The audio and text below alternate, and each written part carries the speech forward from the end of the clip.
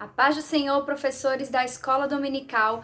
Sou Raquel Monteiro, professora secular de língua portuguesa da Rede Pública de Ensino, do Centro Teológico da Assembleia de Deus e de outras instituições, e faço parte da coordenação pedagógica da Superintendência da Igreja Assembleia de Deus na Paraíba. E estou aqui para divulgar para você um novo projeto, que é o projeto Estudo para Professores de Jovens. Nosso objetivo com esse projeto é trazer para você, professor, um material exclusivo, doutrinário, teológico e pedagógico com dicas e sugestões para melhorar a sua aula, trazer novas estratégias, dinâmicas e assim fortalecer o conhecimento da palavra do Senhor na vida dos jovens, que são muito relevantes para a aplicação em sala de aula nas EBDs de todas as escolas da Assembleia de Deus da Paraíba. E nosso objetivo também é contribuir para o crescimento da obra do Senhor, tá certo? Então, você vai ver aqui logo abaixo, tá? Você pode clicar, vai estar tendo acesso a uma lista de presença. Então, a partir do momento que você assiste ao vídeo, você pode estar clicando nessa lista e confirmando que você esteve aqui e participou desse momento de interação e também de dicas e sugestões. Amém? Que Deus abençoe a cada um.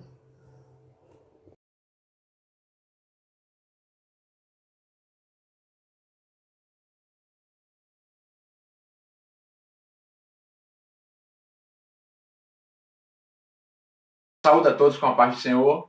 Aqui quem vos fala é o professor Pedro Júnior. Sirvo na congregação do Vale do Sonho 2 como um dos professores de jovens e também como um dos coordenadores setoriais de EBD. Hoje estaremos realizando mais um estudo para professores.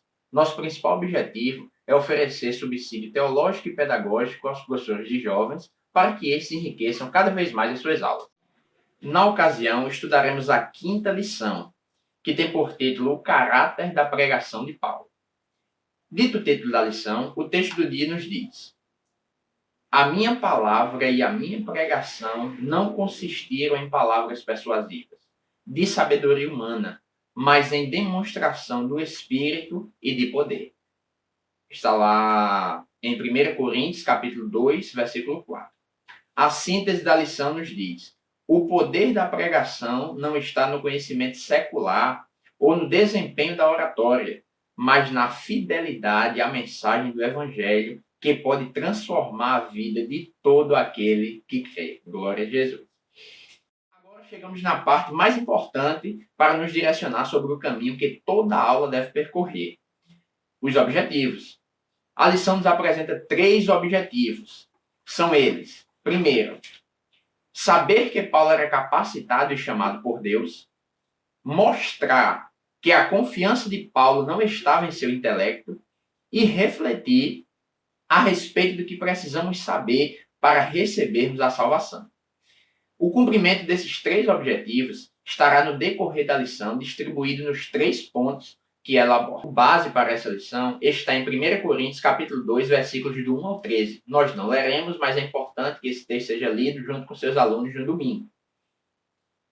A introdução, agora, é a parte que deve, de forma resumida, apresentar o conteúdo que está por vir. Aqui é primordial a coerência na sua exposição. Ele pode ser feito de diversas maneiras, inclusive lendo o que a lição traz, como introdução. Mas eu vou trazer outro tipo de introdução, que é destacar os pontos que a lição apresenta. Por exemplo, os pontos que se destacam na introdução são: primeiro, o compromisso de Paulo com a mensagem do Evangelho, independentemente do seu conhecimento paralelo a isso. Segundo lugar, quando Paulo leva seus ouvintes a conhecerem a Cristo e não suas habilidades comunicativas ou habilidades de oratória. Terceiro ponto, a apresentação da mensagem simples e genuína do Evangelho, mesmo Paulo tendo sido ofendido pelos ditos sábios da igreja em Corinto. Uma vez feita a introdução, agora nós estaremos preparados para começarmos a lição propriamente dita. No tópico 1 temos: Paulo era capacitado e chamado por Deus. Para a explicação desse tópico, nós temos 3 subtópicos. e essa estrutura se repete nos outros tópicos da lição. Então é importante que o professor tenha em mente esses 3 subtópicos que explicam o tópico central, para não acontecer de explicarmos alguma informação que o terceiro subtópico traz já no primeiro. É importante que tenhamos essa coerência na exposição. Então, na tentativa de explicar o tópico 1, que é Paulo era capacitado e chamado por Deus, o comentarista traz, no primeiro subtópico, o seguinte tema: a formação religiosa de Paulo no judaísmo. Então, para esse ponto, irmãos, é preciso nós lembrarmos dos nossos jovens o que é o judaísmo e como se dava a educação judaica nos tempos bíblicos. É verdade que falar de judaísmo é uma tarefa muito fácil e nem compacta. É um assunto muito amplo, muito extenso, mas eu quero trazer alguns referenciais e alguns conhecimentos para você, professor e professora. Sobre o judaísmo, nós podemos dizer da sua característica diferenciada das outras religiões da época de ser monoteísta. As outras religiões geralmente se inclinavam para o politeísmo, ou seja, adoração a mais de um Deus. E o judaísmo vem com essa proposta de um único Deus.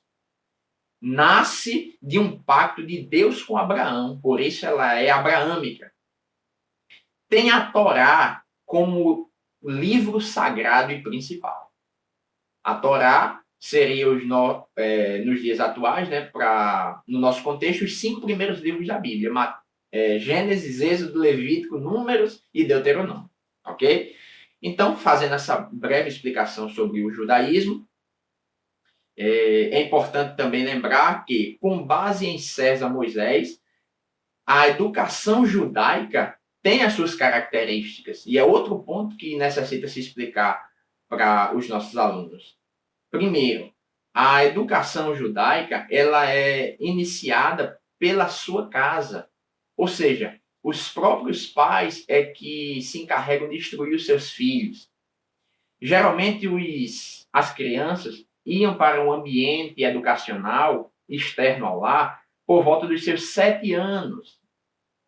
E lá recebiam um ensino elementar, ou seja, introdutório, uma formação inicial. Então, essa escola, que é diferente dos moldes atuais, da compreensão de escola que nós temos hoje, era realizada na sinagoga e na casa de professores. Então, naquela época, a criança ia para a sinagoga e lá recebia instrução religiosa e também secular, aprendendo a contar, aprendendo a ler, aprendendo a escrever e também a sua formação religiosa. Depois dessa primeira fase na educação judaica, eles eram ensinados pelos escribas e doutores. Certamente aqui Paulo tem o seu encontro com Gamaliel e é instruído aos pés de Gamaliel, como o texto bíblico nos diz. Pois bem, o comentarista da lição, ele vai falar dessa educação familiar que Paulo recebeu, na sua educação realizada na sinagoga, como currículo, disciplinas seculares e também o Pentateuco, os 5 primeiros livros da Bíblia para nós. Vai falar que Paulo sabia o hebraico, o aramaico, e o comentarista da lição vai dizer que ele vai ser fluente também no grego. Okay? Então, um homem altamente instruído.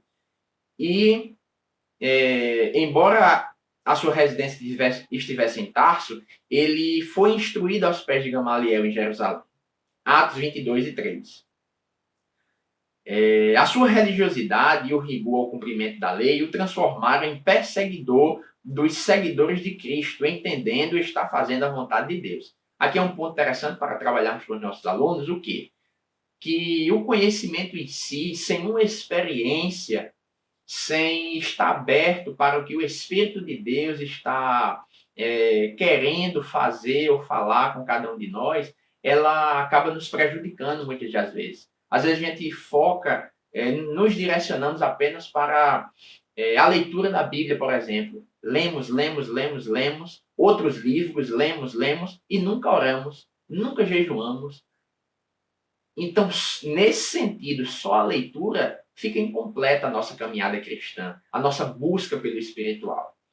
Então é importante o conhecimento para além das palavras, independente de toda a formação religiosa de Paulo, o que impactou a sua vida espiritual, a sua experiência mais profunda com Deus, o comentarista diz, que acontece no caminho de Damasco, em Atos capítulo 9, justamente quando ele encontra com o Senhor Jesus e ele apresenta uma nova perspectiva em relação ao Evangelho.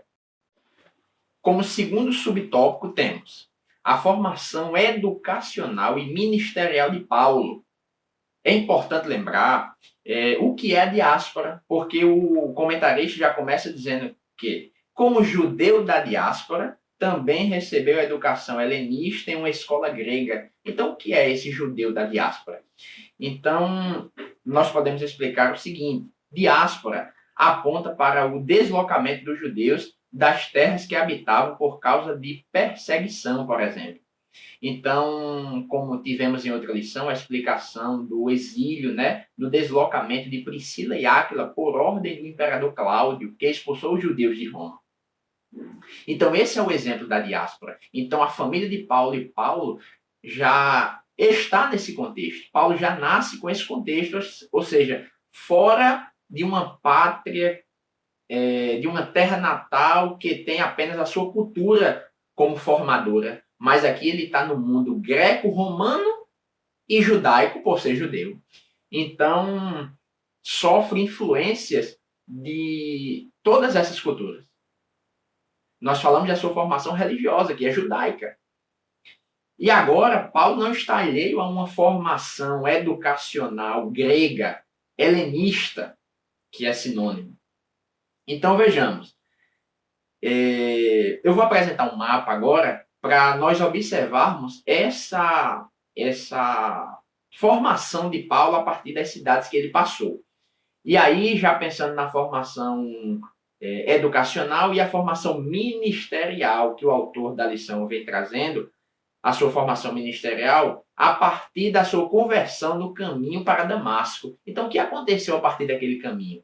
Então, como o mapa aponta, nós veremos o seguinte: depois de sair de Jerusalém e ir para Damasco, aí a gente vai encontrando os pontinhos aí no mapa. No caminho ele é encontrado por Jesus e tem aquela regeneração, digamos assim, maravilhosa.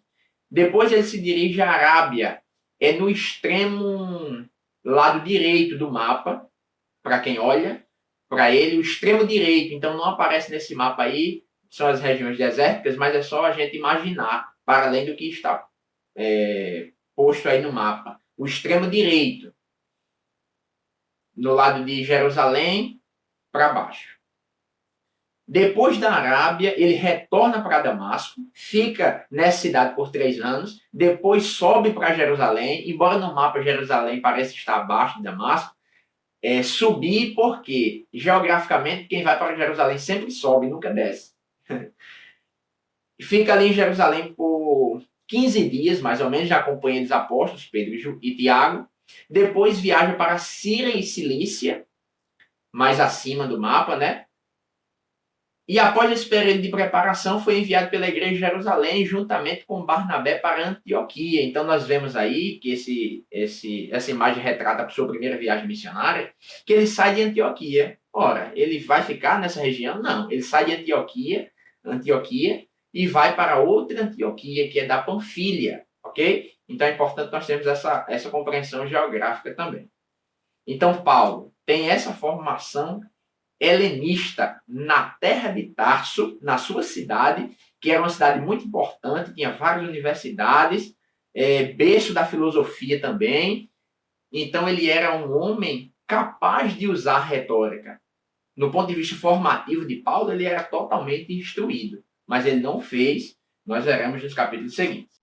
No terceiro subtópico, nós temos a autoridade do apostolado.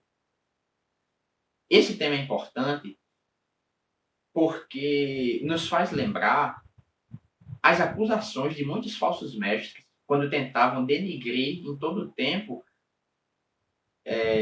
o chamado de Paulo, o ministério do apóstolo Paulo. Então é possível que tenham lembrado seu passado de perseguidor, é possível que tenham apontado seu distanciamento em relação aos apóstolos, tidos como verdadeiros, ok? Os que andaram com Jesus.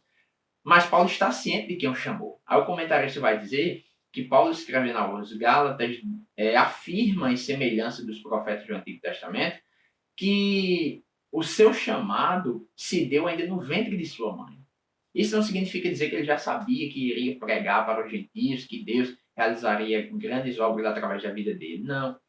Mas Paulo assevera que entendeu o seu chamado quando o Senhor revelou a ele seu próprio filho no caminho de Damasco. E compreendeu também que esse plano já estava arquitetado pelo Senhor, mesmo ele dentro do ventre da mãe. Porque Salmo 139 diz, né, que o Senhor nos conhece. Diz que ele nos formou no ventre. E ali ele já nos conhecia. Então é muito importante nós frisarmos para os nossos jovens o chamado de Deus em relação à nossa vida. Nós estamos aqui firmes na presença de Deus é porque Deus nos chamou. Deus nos escolheu. E Deus quer realizar coisas grandiosas através de nossas vidas. Basta continuarmos nesse caminho excelente. Então Paulo, em todo o tempo, reivindicava a sua autoridade apostólica, defendia o seu apostolado, porque ele sabia quem o tinha chamado. Ele diz, eu não aprendi com apóstolos, não, nem foram eles que me chamaram, mas o próprio Jesus ressurreto, pessoalmente no caminho de Damasco, que ele me chamou. Que importância! Como é bom termos a convicção de quem nos chamou, entendermos o nosso lugar no reino, não ouvirmos vozes que dizem que nós não somos, não conseguimos, mas sabermos que Deus nos chamou e é preciso continuar. Deus lhe chamou, professor. Deus lhe chamou, professora. Diga isso também aos seus alunos. Deus nos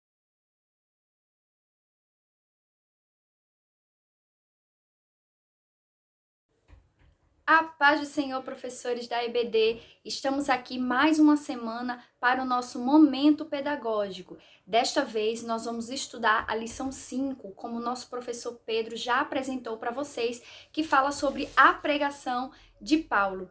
Nós vamos trabalhar aspectos que envolvem a pregação de Paulo e qual é o elemento essencial da pregação de Paulo. Como ele já apresentou, questões do assunto, nós vamos agora enfatizar a parte pedagógica.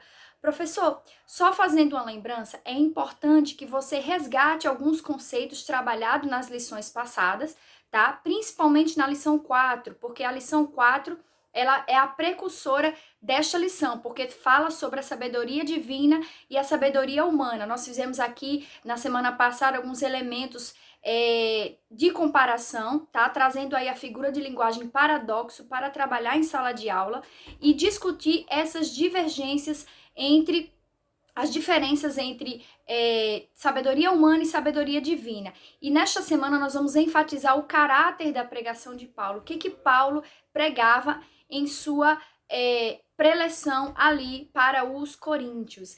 É importante, professor, antes de mais nada, de que você resgate aí essa comunhão presencial entre os alunos, lembrando que nós estamos no processo de retorno às aulas presenciais e sabemos que esse momento possa ser um momento ainda delicado. Então, é importante que você, durante a semana, no grupo do WhatsApp ou naquele grupo da EBD Jovem, que você traga algum versículo, alguma reflexão para a sua turma, atraindo-os durante a semana para que eles possam estar presentes no domingo. Então, você pode estar trazendo uma reflexão, de repente, no sábado, trazer ali um elemento convidativo, um bannerzinho ou um versículo-chave daquela lição, para que os alunos se lembrem de estar presentes na aula presencial do domingo. Amém? E aí, nessa lição 5, nós temos alguns elementos bastante importantes, tá? Que resgatam aí esse conceito, tá? De pregação, a verdadeira pregação, né? E no primeiro tópico, tem um quadro e o professor pode reproduzir esse quadro em sala de aula, mas eu tenho uma sugestão de quadro para vocês. Esse quadro aí que vocês estão vendo, ele trata de aspectos de toda a igreja de Coríntios, tá? Toda a problemática em que estava envolvida a igreja de Coríntios. Então, quais eram os principais problemas que a igreja de Coríntios enfrentava? É importante esse panorama porque os alunos vão compreender o todo, tá? Então, ao longo da lição, claro, esses problemas, alguns já foram abordados, como o caso das dissensões, tá? Mas serão abordados ainda outros elementos. Então, é importante que o aluno que está lendo o livro de Coríntios, paralelamente ao estudo da lição, ele possa compreender que problemas eram esses que a igreja de Coríntios estava envolvida. Então, esse quadro aí você pode postar para os seus alunos durante a semana no próprio WhatsApp, no próprio grupo do WhatsApp. Você pode reproduzir esse quadro em data show, se você tiver na sua congregação, imprimir ou ainda escrever esse quadro se você disponibilizar de quadro branco em sua congregação. E aí você pode discutir que muitos eram os problemas, inclusive trazer como comparação para os dias atuais, certo? É importante essa retrospectiva porque aquele aluno que não participou das aulas online ou por outros motivos esteve afastado da EBD online enquanto estávamos nesse processo, né, de retorno às aulas, aí ele vai se sentir mais acolhido, no sentido de entrar ali já pegando o rumo da história, de como é que estava se tratando. Eu não vou mais participar, já estamos na lição 5. Não, e aí o professor vai trazer esse resgate, esse resumo, tá? É sempre importante a cada lição que se inicia, o professor resgatar o que foi trabalhado na aula passada, tá certo? Por quê? Porque isso vai atrair o aluno de forma que ele não fique perdido naquele conteúdo. Amém? Então, nesse primeiro tópico, eu sugiro que o professor faça esse resgate, tá? E ressalte aí os elementos da pregação de Paulo. Porque a pregação de Paulo era mais uma pregação diferente de outros contemporâneos da sua época, uma pregação simples e uma pregação voltada para a cruz de Cristo. Era o cerne da pregação de Paulo. E aí, o professor pode estar trabalhando que sentido é esse? Aí tem a sugestão do quadro da própria lição, na página... A lição aqui na página 32 da lição de professor, tá certo? O professor pode aqui estar trabalhando, tem alguns aspectos da morte da cruz de Cristo, a pregação de Paulo enfoca a cruz, a mensagem da cruz não faz sentido ao indivíduo não convertido, Cristo é a sabedoria, sendo a cruz expressão desta. Esse quadro aí está sugerido na página 32, você pode reproduzir, esse quadro não tem na lição dos alunos, tá? Só na lição do professor. E o professor também pode trazer esse quadro da problemática, a problemática envolvendo a igreja de Coríntios, amém? Então esse primeiro tópico aí o professor pode enfatizar essas questões.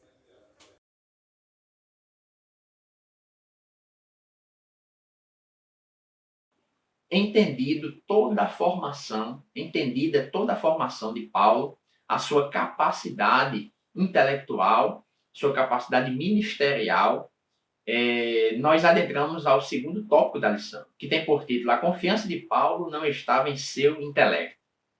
Mais uma vez, é importante termos consciência dos 3 subtópicos, para não invadirmos as fronteiras. Vamos lá.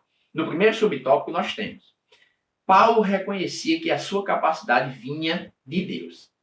Então, diante de toda a formação intelectual e ministerial, espiritual de Paulo, ele continua exalando sua dependência de Deus.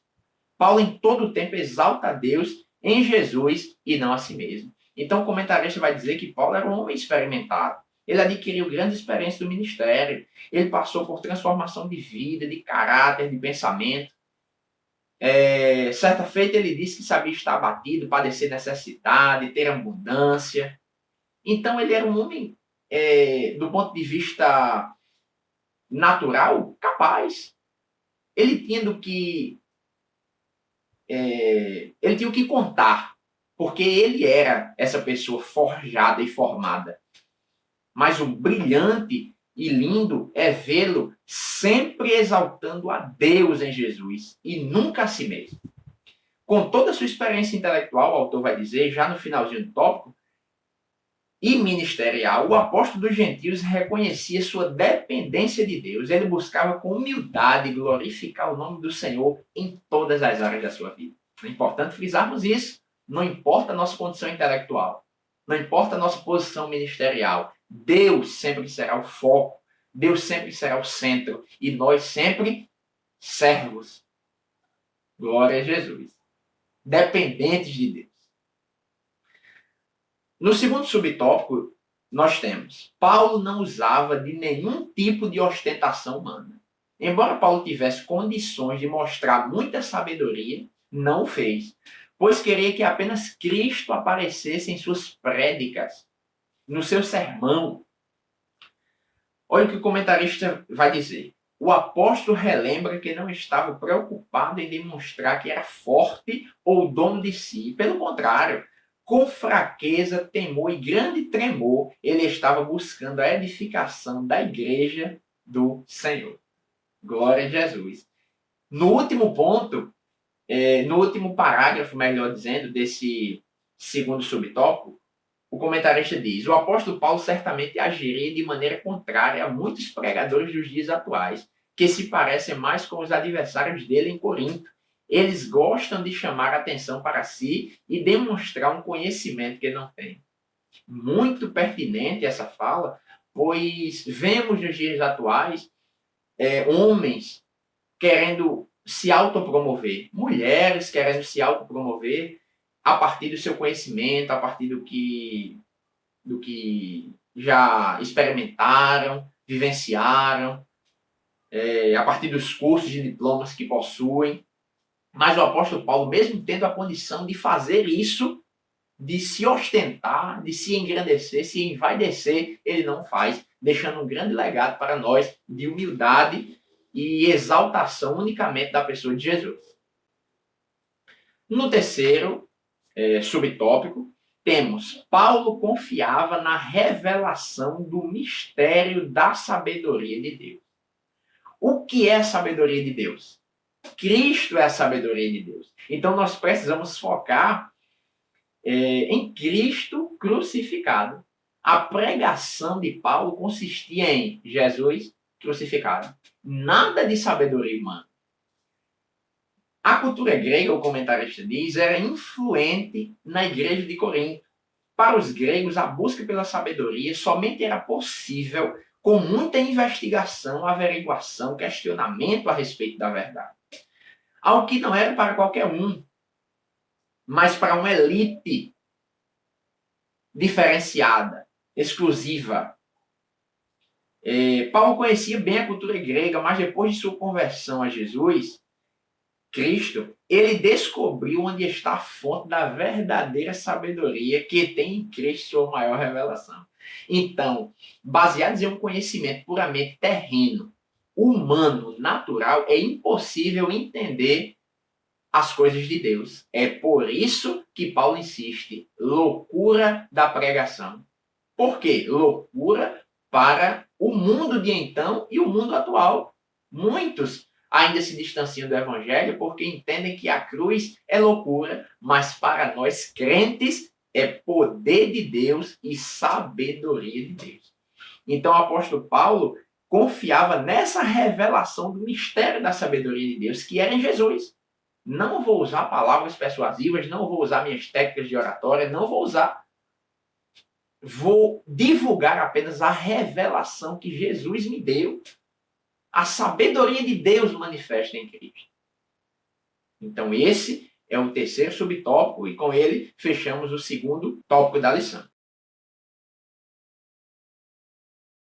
Tópico 3 temos: tudo o que precisamos saber para recebermos a salvação. Mais uma vez, é importante termos consciência da questão da distribuição dos subtópicos. Vamos lá. No primeiro subtópico temos a revelação do Espírito Santo a respeito da mensagem da cruz, com base no versículo 10 e 11 do capítulo 2, de 1 Coríntios. Então, não existe mensagem de Deus secreta, alguns apenas, para a salvação. A mensagem da salvação é global. O Espírito Santo é o único que convence o homem do pecado, da justiça e do juízo, como está escrito em João 16:8.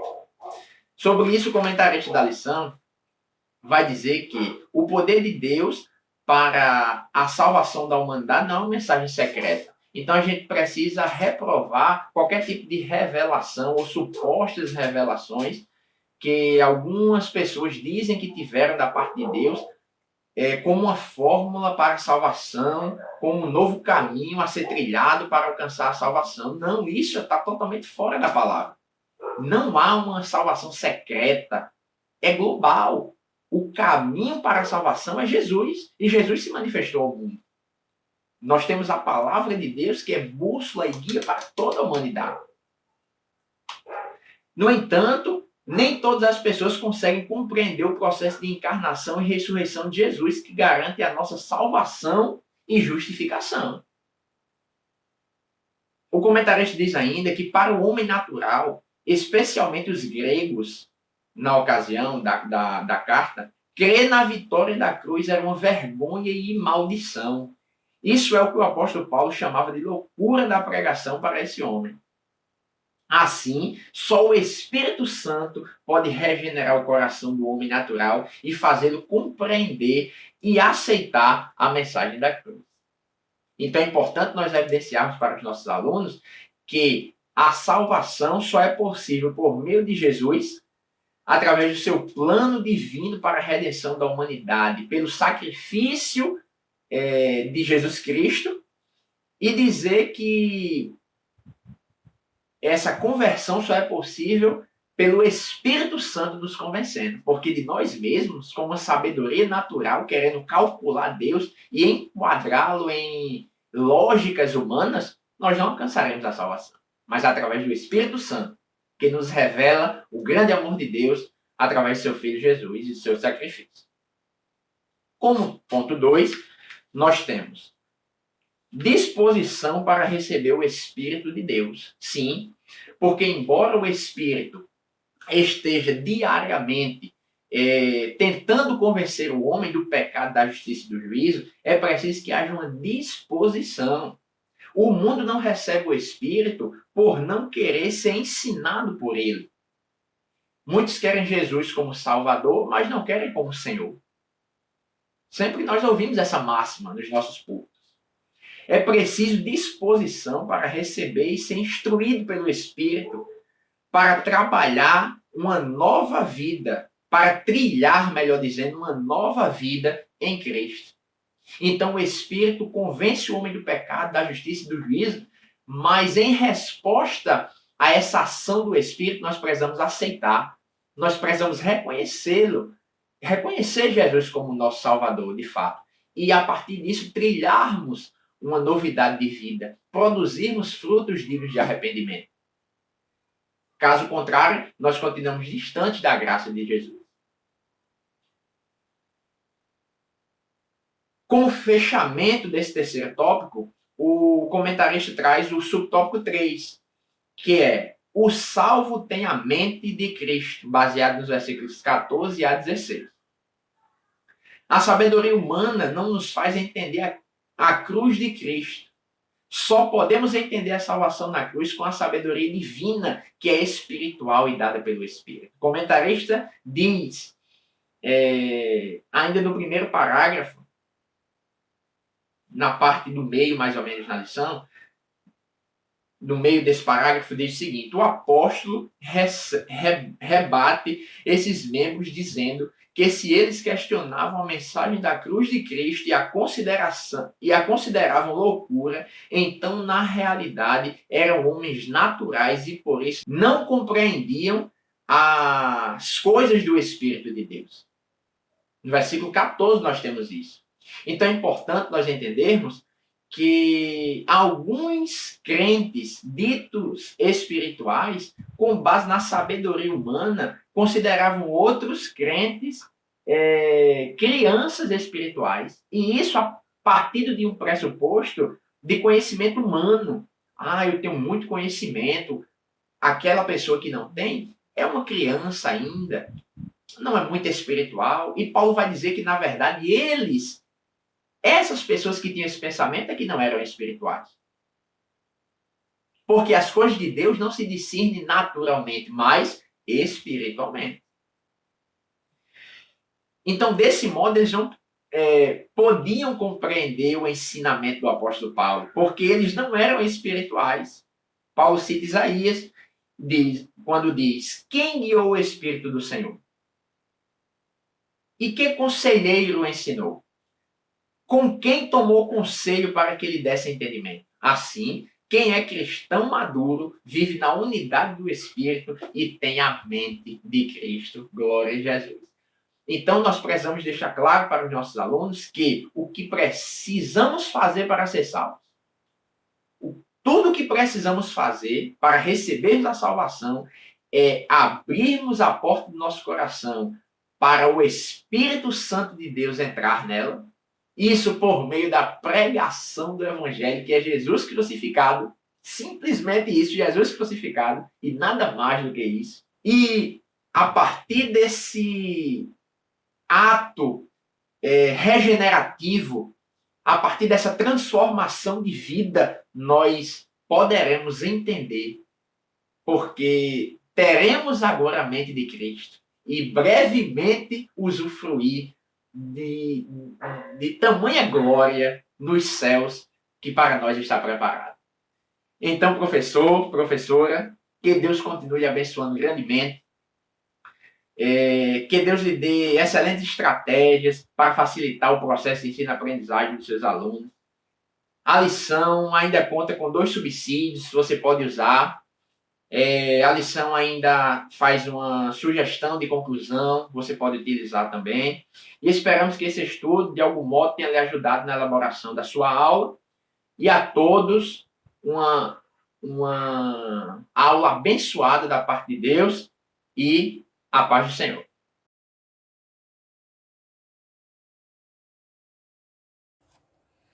No nosso tópico 3, por sua vez, que já indica o fechamento da lição, nós vamos trabalhar sobre os pré-requisitos, né? Alguns recursos aí que precisamos para receber a salvação, certo? Então, que recursos são esses? Que elementos são esses?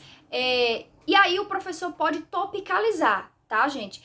Levantar com os alunos que elementos são esses, escrever no quadro, ou pedir que os alunos escrevam em pequenos papéis, tá? Se você disponibilizar aí, leve papel ofício cortado em 4 partes, você pode entregar e pedir que os alunos topicalizem qual é a necessidade aí desses alunos reconhecerem os elementos para receber a salvação.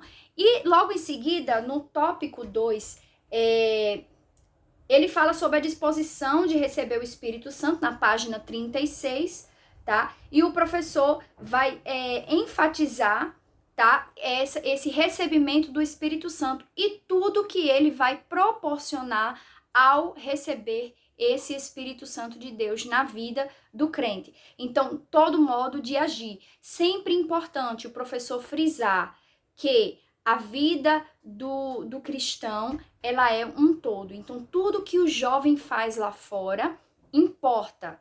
Tudo que ele pratica lá fora, na faculdade, no trabalho, na sua vida secular, importa. Porque não é algo desconectado. Igreja, mundo. Não, a vida do cristão, ela é toda interconectada. É um modo de viver diferente, como todo. O seu comportamento cristão lá fora deve ser condizente com quem recebeu a palavra do Senhor e quem tem a salvação. E no tópico 3, já sugere que o crente cheio do Espírito Santo, que o crente que recebe a salvação, ele deve buscar ter a mente de Cristo. Aí eu sugiro nesse momento que o professor abra o debate, tá? Sobre alguns elementos que podem atrapalhar essa condução do jovem a ter a mente de Cristo, a ter a mente, pensamentos bons. Aí sugiro o professor trazer ali elementos, qual a música ele está escutando, quais as redes sociais ele está seguindo, será que os meus amigos das redes sociais não estão influenciando no meu comportamento? O que eu estou visualizando na internet, de que eu tenho enchido a minha mente. E aí fazer mesmo um balanço com eles e permitir que os alunos neste momento falem. É importante demais o professor dá abertura para os alunos, para que eles tragam ali questionamentos, inclusive dúvidas, porque muitas vezes o aluno ele tem dúvidas. Por exemplo, alguns dos meus alunos já me questionaram: professora, um crente pode escutar música secular? É pecado? E aí o professor usar este momento para formar os seus alunos com uma mente cristã, uma mente sadia, de forma a interconectar. O evangelho não pode estar desconectado da vida secular do aluno. Tudo que ele faz lá fora é quem ele é. Tudo que ele faz dentro da igreja é quem ele é. Então, isso tem que estar conectado. E aí o professor pode, nesse momento, utilizar essa técnica de ouvir o aluno e fazer, assim, esse fechamento, tá? Depois que os alunos, né, esse brainstorm, essa tempestade de ideias em que eles vão aí jogando, né, aquilo que eles pensam, aquilo que eles sentem em relação a isso, e o professor fazer o fechamento, ministrando ao coração dos alunos de que a salvação, ela exige de nós algumas mudanças de atitudes. Então, professor, essas foram nossas dicas e sugestões bíblico-doutrinárias e pedagógicas para contribuir e fortalecer ainda mais a sua aula. Se você gostou, compartilhe esse vídeo, curta esse vídeo e se inscreva no canal para receber as notificações. Nossos vídeos sempre vão ao ar todos os sábados a partir do meio-dia. Conto com a sua participação na lição 6 na próxima semana. Um abraço e Deus abençoe!